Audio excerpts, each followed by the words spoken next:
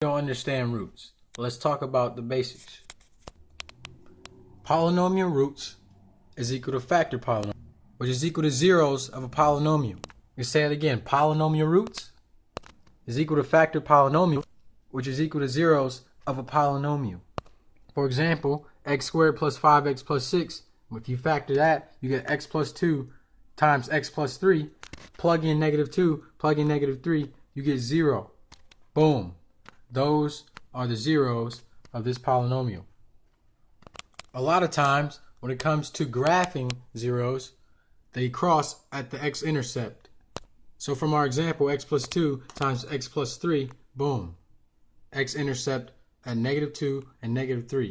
Notice how there are two zeros, and the highest power of this quadratic, well, of course, a quadratic is to the second power. So here's some ground rules of zeros of polynomials. Number one, the highest degree is equal to the total number of zeros of a polynomial. Number two, not all zeros are real. Some are imaginary, a plus bi, so you can't see them, which means they don't show up on the graph. Only some show up on the graph, some don't show up on the graph. Here's an example, x squared plus 3x plus 4. The highest degree, x squared, has two zeros. Whether or not they're imaginary, you can graph it. If it has no intercepts, that means that both zeros are imaginary.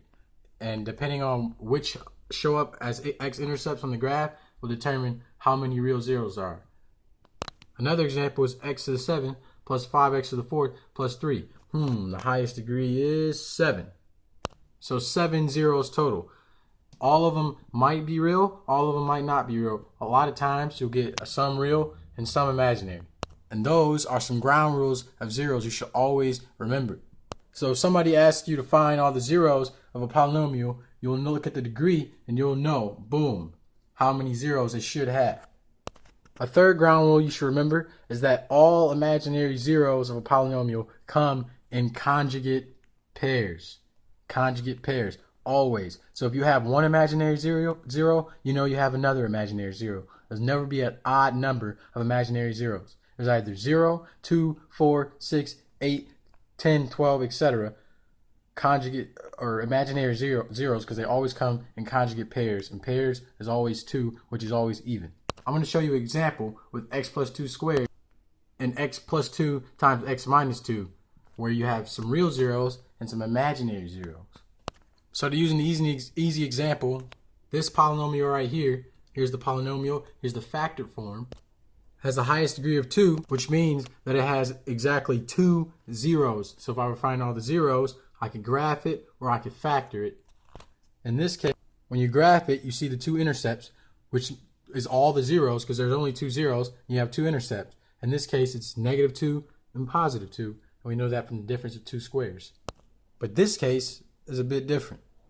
In this special case, you know you have to have two zeros, but the zeros are the same. So what do you say for this case? Well, you know that x plus 2 squared is equal to x plus 2 times x plus 2. And here's the graph, intercepts at -2. That was a little bit off. Anyway, intercepts at -2 only one time though. What you would say is x is equal to -2 with a multiplicity of 2. What if it was x plus 2 cubed? X plus 2 cubed is the same thing as x plus 2 times x plus 2 times x plus 2, which means that x is equal to -2 with a multiplicity of 3. That covers the 3 guaranteed zeros of the polynomial. Now let's go to the example with imaginary solutions. So what about x squared plus 4? We know there's got to be two zeros because the highest degree is 2. But look at the graph. So we got no zeros. Wrong. We got imaginary zeros. Since it crosses the x-axis at no points, we know we have two imaginary zeros. But how do you find imaginary zeros? The good old quadratic formula. Let's do it real fast. So you can use the quadratic formula, but for this case, all you gotta do is move the 4 over, take the square root of it, and use I for imaginary number, and boom, you get the answer a lot faster. If you do quadratic formula, you'll still get the same answer. X is equal to plus or minus 2i. So move the 4 over, take the square root, plus or minus, bring out the negative using I, x is equal to plus or minus 2i. In standard form, x is equal to 2i or x is equal to negative 2i, which is, here's the imaginary number form, 0 plus 2i or 0 minus 2i. Which if you write it like this, which is the factor form of this, if you distribute it, you'll get the same thing as the original polynomial, this right here. And of course, for all polynomials, if you find all the roots and you redistribute it, you'll get back to the original polynomial in standard form. And remember, where there's one imaginary zero, there's another one from the ground rule that we set, number 3. So you got x plus 2i, and then the conjugate is x minus 2i. So if you have this as a 0 and a test said, what's another 0 of this polynomial, you know automatically the conjugate is also another one, because imaginary zeros always come in conjugate pairs.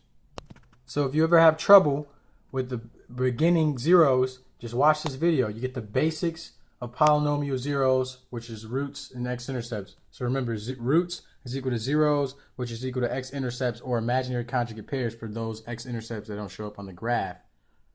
So if you're having trouble, check this video out. Real short, real simple. Remember all those rules, write those 3 ground rules down. And remember how not all zeros show up. Some are imaginary, and those imaginaries always come in conjugate pairs. So this is my final math project, so I got a shout out to Mr. Durant. I hope this video is useful to somebody. Love y'all. Peace, RHS.